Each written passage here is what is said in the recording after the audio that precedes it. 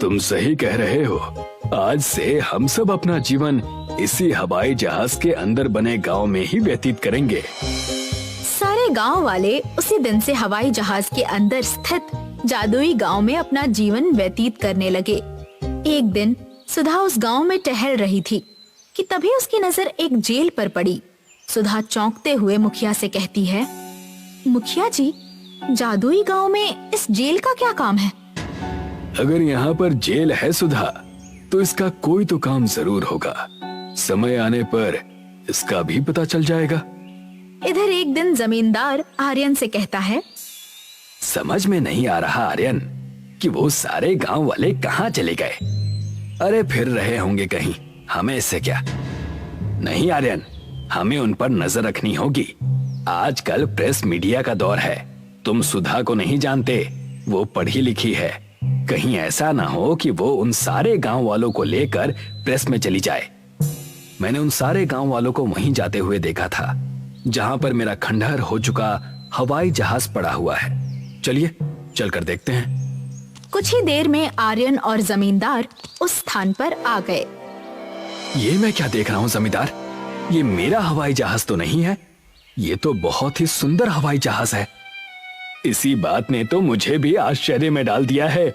चलो अंदर चलकर देखते हैं। जमींदार और आर्यन जैसे ही उस हवाई जहाज के अंदर गए तो सामने एक दृश्य देखकर उनकी आंखें आश्चर्य से फैल गईं।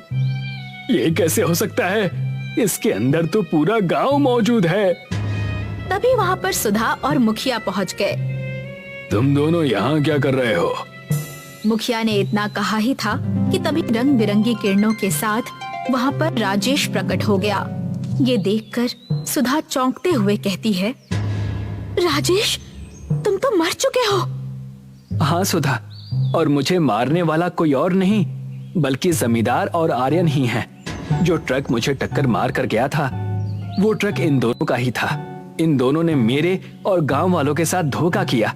इसीलिए जब तुम सब लोग इस पुराने हवाई जहाज के बाहर खड़े होकर रो रहे थे, तब मुझसे तुम सबका दुख देखा नहीं गया और मैंने भगवान से प्रार्थना की और भगवान ने इस हवाई जहाज के अंदर ही तुम सबके लिए एक जादुई गांव बना दिया। तुम जानती हो इस जादुई गांव में जेल किसके लिए थी? किसके लिए? इन दोनों के लिए। अब ये जीवन भर इसी जादुई गांव की जेल में रहेंगे, भूखे प्यासे, ताकि ये बाहर की दुनिया में किसी को भी मूर्ख ना बना पाए। राजेश ने इतना कहा ही था कि तभी जमींदार और आर्यन ने स्वयं को जादुई गांव के अंदर बनी हुई जेल में पाया और राजेश रंग बिरंगी किरणों के साथ गायब हो गया। जमींदार और आर्यन ने फिर अपना सारा जीवन जादुई हवाई जहाज के अंदर मौजूद जेल में ही बिताया।